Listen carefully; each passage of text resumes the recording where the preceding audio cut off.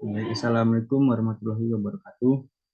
Perkenalkan, nama saya Febrian Adiansah dengan NIM B1B1211044, Prodi Ilmu Pemerintahan. Baik, di sini saya akan menjelaskan tentang apa itu sistem perpajakan pusat. Yang pertama yaitu apa itu pajak. Pajak merupakan jenis pajak yang dikenakan oleh pemerintah suatu negara pada tingkat nasional ataupun federal. Pajak ini digunakan untuk menandai berbagai program dan layanan publik seperti pendidikan, kesehatan, infrastruktur, pertahanan, dan banyak lagi. Pajak nasional bisa bervariasi, termasuk pajak penghasilan, pajak penjualan, dan pajak properti, dan lain sebagainya. Tujuannya adalah untuk mengumpulkan dana diperlukan bagi pemerintah untuk menjalankan fungsinya dan membiayai kebijakan-kebijakan publik. Pajak pusat secara umum adalah merujuk pada sistem pengumpulan dana oleh pemerintah pusat dalam suatu negara untuk membiayai berbagai program dan layanan publik. Pajak ini bersifat wajib dan dikenakan pada berbagai sumber pendapatan seperti penghasilan individu, perusahaan, barang, dan jasa. Tujuan utama dari pajak nasional adalah untuk mendapatkan pendapatan dan diperlukan untuk menjalankan pemerintahan dan membiayai proyek-proyek infrastruktur serta layanan penting lainnya.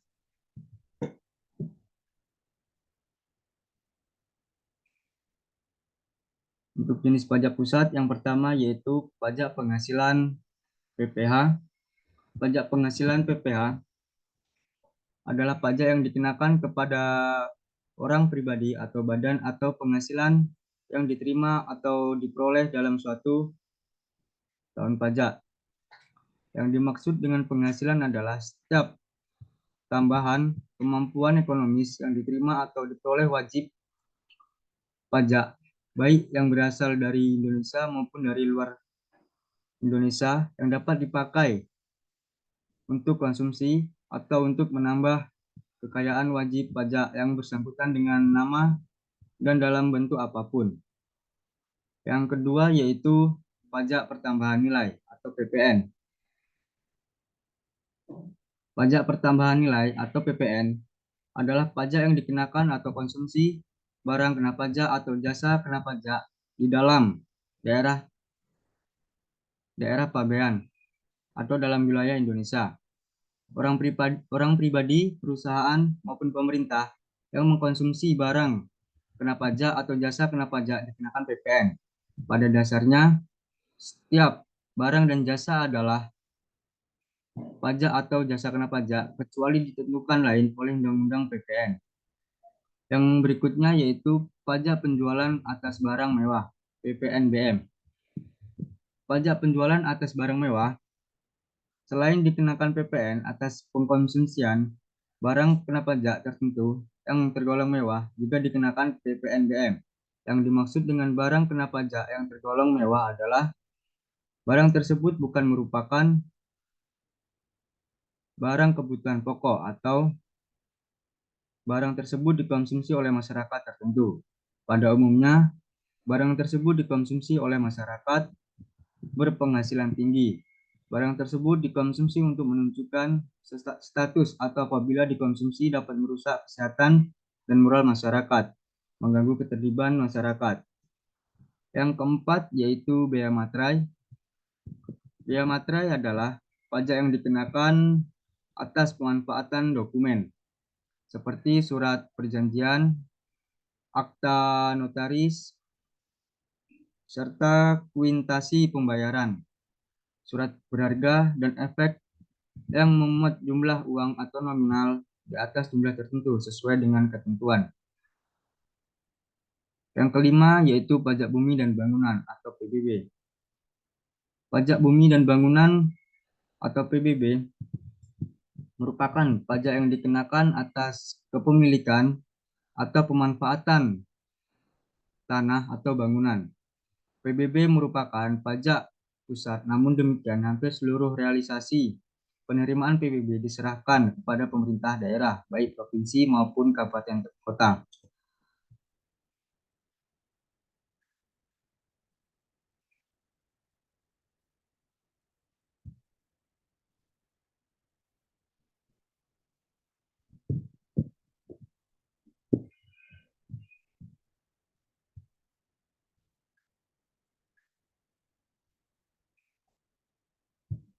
Yang berikutnya yaitu ada 4 cara dalam pemungutan pajak. Yang pertama yaitu official assessment system,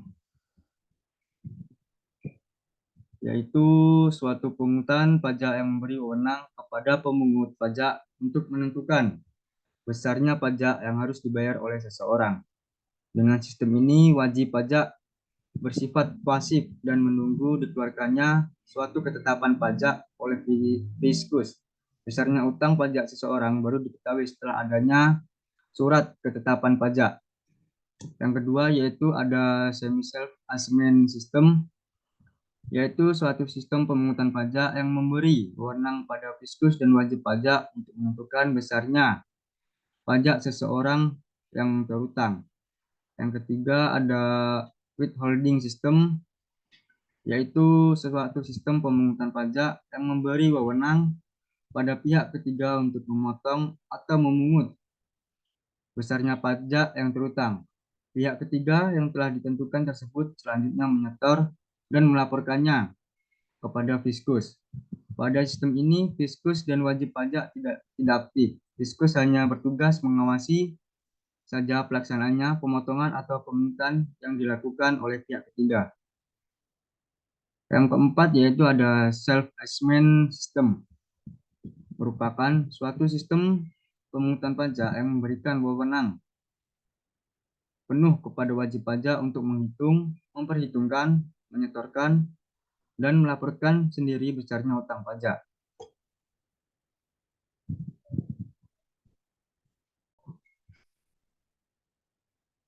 Slide berikutnya yaitu untuk pemungutan pajak. Andrian Sutedi mengungkapkan tindak pidana perpajakan yang mungkin saja terjadi. Yang pertama yaitu adanya unsur kealapan ataupun yaitu ketidaksengajaan, kelalaian, dan ketidakhati-hatian dalam perpajakan. Ini sifatnya masih pelanggaran perpajakan. Adapun unsur kealapan dalam perpajakan terjadi dalam hal berikut. Yang pertama yaitu tidak menyampaikan surat pemberitahuan ke Direktorat Jenderal Pajak. Yang kedua yaitu menyampaikan SPT tetapi isinya tidak benar atau tidak lengkap dalam melampirkan keterangan yang isinya tidak benar atas kealpaan yang menimbulkan kerugian negara. Pelakunya dapat dipidana dengan pidana kurungan paling lama 1 tahun dan atau didenda paling tinggi 2 kali jumlah pajak terutang. Yang kedua yaitu ada unsur kesengajaan. Adanya unsur kesengajaan yaitu dengan sengaja melakukan pelanggaran atas ketentuan perundang-undangan perpajakan. Hal ini sifatnya sudah kejahatan atau pidana perpajakan. Yang pertama yaitu tidak mendaftarkan diri sebagai WP atau PKP atau menggunakan tanpa hak NPWP pengukuhan PKP. Yang kedua yaitu tidak menyampaikan SPT. Yang ketiga yaitu menyampaikan SPT atau keterangan yang isinya tidak benar atau tidak lengkap. Yang keempat yaitu menolak untuk dilakukan pemeriksaan. Yang kelima yaitu memperlihatkan pembukuan, pencatatan, atau dokumen lain yang palsu atau dipalsukan seolah-olah benar. Yang keenam yaitu tidak menyelenggarakan pembukuan atau pencatatan, tidak memperlihatkan atau tidak meminjamkan buku, catatan, atau dokumen lainnya. Yang ketujuh yaitu tidak menyetorkan pajak yang telah dipotong atau dipungut atas unsur kesengajaan di atas yang menimbulkan kerugian kegiatan ataupun negara. Pelakunya dapat dipidana dengan pidana kurungan paling lama 6 tahun dan atau denda paling tinggi 4 kali jumlah pajak terutang.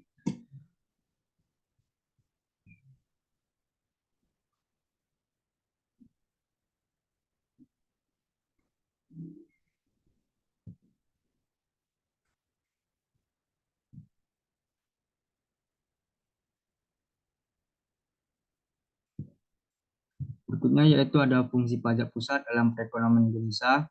Yang pertama yaitu sebagai anggaran atau budgeter. Yang kedua yaitu sebagai regulator. Yang ketiga yaitu menstabilkan ekonomi. Dan yang keempat yaitu sebagai distribusi pendapatan.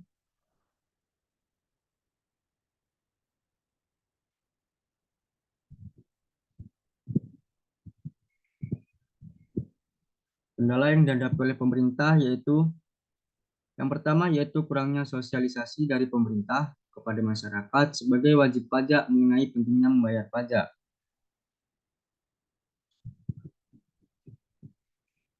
Di samping kesadaran pengetahuan, sumber daya manusia atau SDM masih rendah juga ikut mempengaruhi di mana wajib pajak belum memahami tentang pentingnya membayar pajak tersebut. Yang kedua yaitu database yang masih jauh dari standar internasional. Database sangat menentukan untuk menguji kebenaran pembayaran pajak dengan sistem self-assessment. Kondisi seperti ini menyulitkan riset empiris yang bertujuan menguji kepatuhan wajib pajak. Yang ketiga yaitu kurangnya kesadaran masyarakat sebagai wajib pajak untuk membayar pajak kepada negara adalah sebagai bentuk perlawanan. Persepsi wajib pajak bahwa percuma membayar pajak dengan tertib karena pada akhirnya akan digunakan secara boros dan tidak tepat sasaran bahkan akan dikorup oleh sebagian dari pegawai pajak.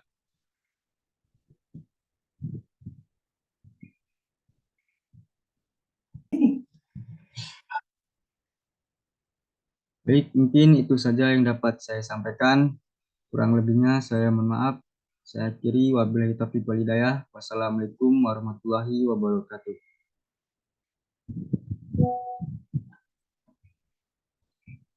Cepat,